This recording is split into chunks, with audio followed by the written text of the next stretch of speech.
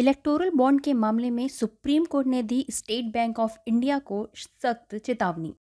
Supreme court का कहना है कि 12 मार्च को बिजनेस खत्म होने तक एसबीआई ने यदि इलेक्टोरल बॉन्ड की जानकारी नहीं दी तो इसे सीधे तौर पर सुप्रीम कोर्ट की अवमानना माना जाएगा और फिर सुप्रीम कोर्ट एसबीआई के खिलाफ अवमानना की कार्रवाई शुरू कर देगा। सुप्रीम कोर्ट के इस सख्त लहजे के बावजूद बीजेपी को थोड़ी राहत मिलती नजर आ रही है। दरअसल एसबीआई ने अपनी दलील में कहा था कि उनके पास इलेक्टोरल बॉन्ड से संबंधित सूचनाओं के 2 सेट हैं और इन दोनों सेट को मिलाने के लिए एसबीआई ने सुप्रीम कोर्ट से 136 दिन का समय मांगा था, जो कि लोकसभा चुनाव के बाद आता।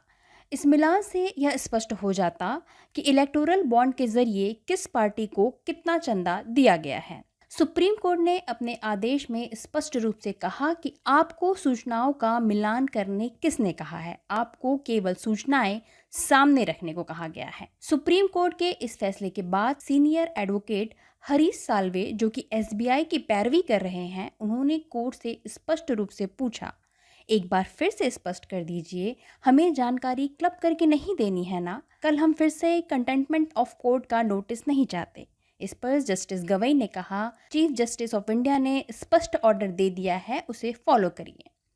तो इसे ऐसे समझिए, कल 2 डेटा आएंगे, जिनमें पहला डेटा वह होगा जिनमें उन लोगों के नाम होंगे जिन्होंने इलेक्टोरल बॉन्ड खरीदे हैं और कितने खरीदे हैं। दूसरा डेटा होगा जिनमें ये सामने आएगा कि किस पार्टी ने इलेक्टोरल बॉन्ड को भुनाया और कितना भुनाया। यानी एसबीआई को अब यह नहीं बताना होगा कि किस पार्टी के लिए इलेक्टोरल बॉन्ड खरीदे गए और उसका पैसा किस पार्टी को कितना गया।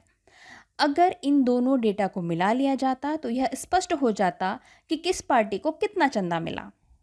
बीजेपी के लिए यह एक तरीके से राहत की बात है, क्योंकि एडीआर के एक रिपोर्ट के अनुसार अप्रैल 2023 तक 7 राष्ट्रीय और 24 क्षेत्रीय दलों को 26 किस्तों में 12,979 करोड़ रुपए के चुनावी बॉन्ड भेजे गए, जिसका 50% से भी ज़्यादा हिस्सा बीजेपी को मिला। इन इलेक्टोरल बॉन्ड से बीजेपी को मिले 6,566 करोड़ रुपए से भी अधिक और कांग्रेस को मिले 1,123 करोड़ रुपए। सीजीआई चंद्रचूड़ की अध्यक्षता वाली 5 जजों की बेंच ने इस पूरे मामले की सुनवाई की, जिनमें justice Sanjiv Khanna, justice BR Gavai, justice JB Pardiwala और जस्टिस मनोज मिश्रा शामिल हैं। 15 मार्च की शाम 5 बजे से पहले इलेक्शन कमीशन ऑफ इंडिया इस पूरी जानकारी को अपनी वेबसाइट पर पब्लिश करेगी।